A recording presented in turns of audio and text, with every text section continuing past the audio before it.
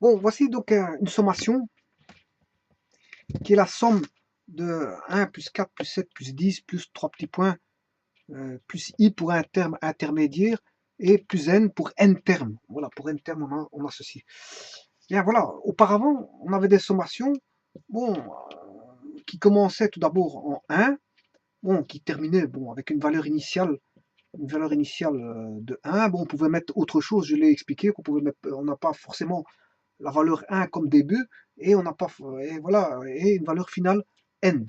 On a toujours une valeur initiale et une valeur finale, qui n'est pas forcément 1. Par contre, on faisait souvent la somme des entiers, ou ce que je faisais, c'est la somme des carrés. Carrés, des entiers, ou la somme des k plus une constante alors que k est variable, etc. Mais jamais on avait un pas. Ici, le bon était chaque fois de 1. Dans somme des cas, le bon est de 1. Le pas était de 1, si vous voulez. Mais ici, le pas, il n'est plus de 1. Il est de 3. 3. On a toujours un bon constant de 3. Voilà. Donc, pour n terme, ici, bon, je peux pas, ici, je ne sais pas ce que je vais avoir ici, je vais le trouver. Mais en tout cas, ce que je sais, c'est qu'il y a n termes. Il y a n termes. Voilà. Il y a n termes, mais je ne sais pas qu'est-ce qu'il y a ici. Mais je vais le trouver tout de suite. Maintenant, quand il y a un bon comme ça, on est obligé de jouer avec les suites arithmétiques. Là, c'est ce qu'on appelle enfin, on a plutôt une somme de suite. Voilà, la suite. Alors, avec le premier terme de la suite qui est U1 égale 1. U2 vaut 4. U3 vaut 7. L'indice 3 étant le troisième terme. Hein. U4 vaut 10. Et donc, on voit bien qu'il y a, je veux dire, un bon de 3. Et dans la suite arithmétique, le bon s'appelle la raison. Q égale 3. Voilà. Connaissant la raison de la suite arithmétique, je peux trouver facilement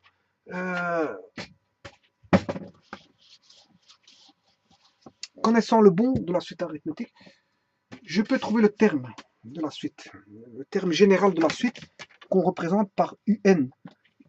Donc ici, c'est valable pour les UI qui sont des termes intermédiaires, mais voilà, si je continue, je vais arriver au nème terme où son expression générale est UN et qui va se placer ici, si vous voulez. Bon, comment faire ça? Ben, en fait, on va chercher tout simplement les théories relatives aux suites arithmétiques où un terme général de la suite peut s'écrire par rapport au premier terme, on a n-1, n étant le énième terme, moins 1 fois q qui est la raison, q étant la raison. Or, le premier terme, il commence en 1. Combien de termes on en a n? N-1, voilà, je dois appliquer avec n-1 fois q, et q étant la valeur, le pas de 3. Donc voilà comment fait-on quand on a un pas donné, c'est ce qu'on appelle les suites arithmétiques. Quand on a un pas de 1, attention qu'un pas de 1 est aussi une suite arithmétique de raison 1. Hein, si je te dis la somme des cas, c'est une suite particulière. Hein, c'est une somme particulière, voilà, mais qui est de raison 1, mais qui était le pas. Généralement, le bon était de 1. Mais si le bon il n'est plus de 1, il est de 3. Donc c'est ce qu'on appelle la raison arithmétique. Pourquoi arithmétique? Parce qu'on a une somme. On a une somme. Puisque s'il y avait un produit, c'était plutôt la raison. On aurait une suite géométrique. Mais là, c'est une suite arithmétique parce qu'on a une somme. Alors, si je développe ceci, je simplifie pour réduire à sa plus simple expression, on a 1 plus 3n moins 3, ce qui fait 3n moins 2. Voilà un terme général de la suite. Comment va se présenter n'importe quel terme général, enfin le énième terme de la suite qui va s'écrire 3n moins 2. Le énième terme, un aura pour écriture 3n moins 2. Ce qui veut dire que le ième terme aura une écriture 3i moins 2, plus 3 petits points. Voilà, ça c'est pour un terme intermédiaire, et ça c'est pour un terme, le terme final. Voilà, donc j'ai le terme, premier terme et le dernier terme. Donc ça c'est le énième terme, si vous voulez. Le énième terme aura une allure, voilà, 3n-2. Donc la suite arithmétique aura pour énième terme l'expression 3n, le énième terme aura pour expression mathématique 3n moins 2. Voilà. Bon, mais maintenant, ce qu'on demande, c'est la somme. C'est la somme. Bon, on va faire la somme.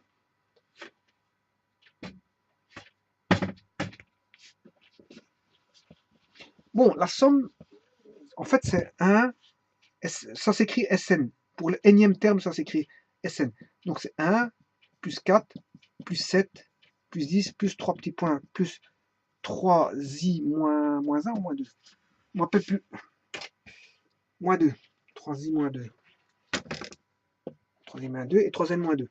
3i moins 2 plus 3 petits points plus 3n moins 2 pour le nème terme. Ça, c'est le nème terme. Ça, c'est un terme intermédiaire.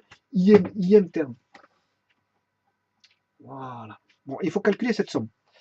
Bon, mais cette somme n'est tout autre que Sn, n'est tout simplement que la somme, si vous voulez, des UI pour I égale 1, bien sûr, jusque n, n étant le nème terme. Donc j'aurai, si vous voulez, U1 plus U2 plus U3 plus U4 plus 3 petits points UI plus 3 petits points UN. Sachant que U1 vaut 1, U2 vaut 4, U3 vaut 7, U4 vaut 10, ainsi de suite. Voilà. Donc ça, je peux aussi écrire somme des, somme des UI. Voilà, somme des UI avec I égale 1, et voilà, écrire comme ça, c'est bon. Ça, je peux écrire ça comme ça. Maintenant, je peux écrire aussi sous forme de son expression générale. UI vaut 3i moins 2. C'est la somme de 3i moins 2 pour i égale 1 jusque n. Voilà. Et là, on aura aussi Sn. Maintenant, vous pouvez mettre, je l'ai dit, vous pouvez mettre une autre variable, k. Là, à ce moment-là, je dois mettre 3k moins 2, si vous voulez, jusque n. Par exemple, si i vaut 1, on aura 3 moins 1, 3, une fois 3, 3 moins 2, ce qui fait bien 1. Si i vaut 2, 2 fois 3, 6 moins 2, 4. Si i vaut 3, vous voyez qu'on a un bon. Du fait de l'expression générale de la suite, on a un pas. On a un certain pas, un certain bon automatique par rapport à la formule qu'on a là. C'est la formule là qui donne le pas par rapport à la variable i qui n'a pas changé, qui est toujours un bon de 1. Lui, hein. Pour aller de i égale 1 jusqu'à n, on a toujours un bon de 1. C'est toujours un bon de 1. Ce qui fait le pas, si vous voulez, le bon, le véritable bon de 3, c'est la formule. Puisque là, on a toujours un bon de 1 qui va de 1 à n. Voilà, k il va aller de 1 à n, si vous voulez. On ne part pas de 1. Mais on aura un bon du fait de la formule. Bon. Alors, comment trouve-t-on par les suites géométriques la somme? La somme,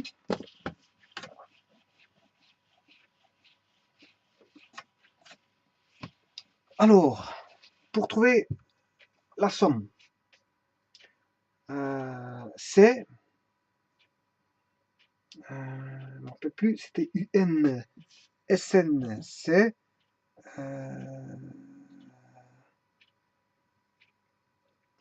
UN fois N, le tout divisé par 2. Voilà, normalement c'est ça.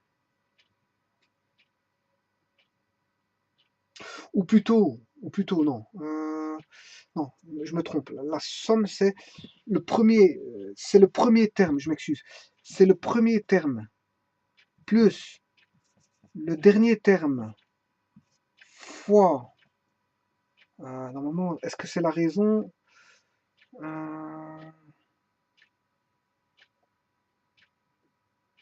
En tout cas, c'est une moyenne. Hein, c'est une moyenne multipliée par n. Par n. Par n. Donc, le premier terme, il vaut 1. Le terme général, c'est 3n moins 2. Le tout sur 2, le tout fois n. Voilà, ça c'est Sn. Hein. Alors, bon,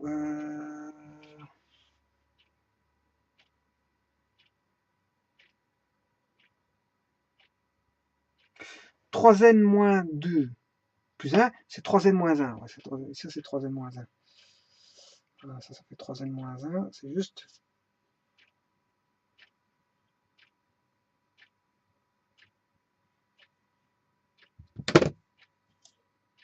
n moins 1 fois n, divisé par 2.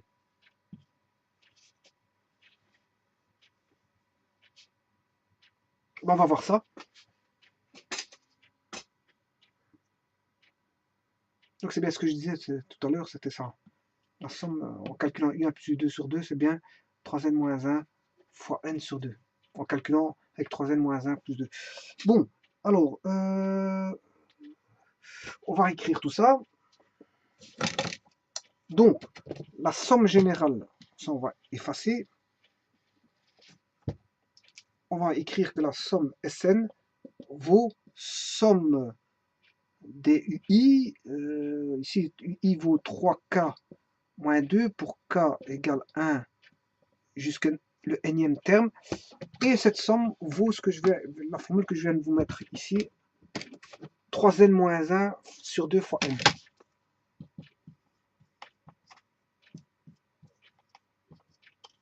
Bon, alors maintenant qu'on a ceci, on va tester la formule. En fait, c'est U1 plus UN divisé par 2. C'est la moyenne arithmétique fois le nème terme. Voilà. Supposons que le nème terme soit le deuxième. Je vais calculer S2. Mais on va voir, S2, ça fait combien? C'est deux termes. Donc on va aller de K égale 1 jusqu'à 2. De 3K moins 2, c'est-à-dire 1 plus 4. Que vaut 1 plus 4? Ça fait 5. Voilà. Voyons voir avec cette formule-là, si elle est bonne. Le nème terme, c'est 2. On va faire, parce qu'on a 3 fois 2 moins 1 divisé par 2 fois le deuxième terme. Est-ce que ça fait 5? Voyons voir. 3 fois 2, 6 moins 2 moins 1, 5. Et 2 divisé par 2, ça fait bien 5. Donc il y a bien égalité parfaite entre... Voilà, j'ai pris pour deux termes. Maintenant, je vais prendre pour trois termes. Je vais 1 plus 4 plus 7. Ce qui fait 10, 11, plus 1, ça fait 12. Je dois trouver 12. Bon, on est au troisième terme, donc je fais 3 fois 3 moins 1, le tout sur 2, fois 3, parce que je suis au troisième terme. N vaut 3 parce que c'est le troisième terme, c'est S3. 3 fois 3, 9 moins 1, 8. 8 fois 3, 24, divisé par 2, 12.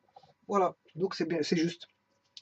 Voilà, donc que vous, la somme de 3, la somme généralisée SN voilà, d'une suite arithmétique telle que celle-ci qui va par pas de 3, donnée par la formule ici. Bien sûr, le K va par pas de 1, hein, le K égale 1, 2, 3. C'est le pas qui va varier avec K est un bond de 1. Le bond va par pas de 1. Par contre, la formule générale va donner un pas de 3. Parce qu'une fois 3, 3 moins 2, on est à 1. Pour le K égale 2, si je passe de K égale 1 à K égale 2, ben, la formule générale va me donner un écart de 3. Parce qu'il y en a, il va me donner 1 et l'autre, il va me donner 4. Pour K égale 1, je vais avoir 1. Pour K égale 2, je vais avoir 4. Et le bond entre 1 et 4, c'est 3. Mais ça, c'est un bond dû à la formule. Pour K égale 1, au passage de K égale 1 au K égale 2. C'est un bond, voilà. Par contre, le bond ici, pour K égale 1, 2, 3, 4, K appartient, si vous voulez, à n sauf 0.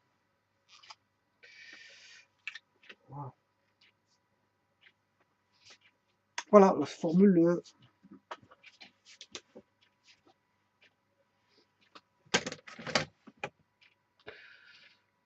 Donc on demandait de calculer voilà, la somme de 1 plus 2, 1 plus 4 plus 7 plus 10 plus... Voilà. Je vous remercie.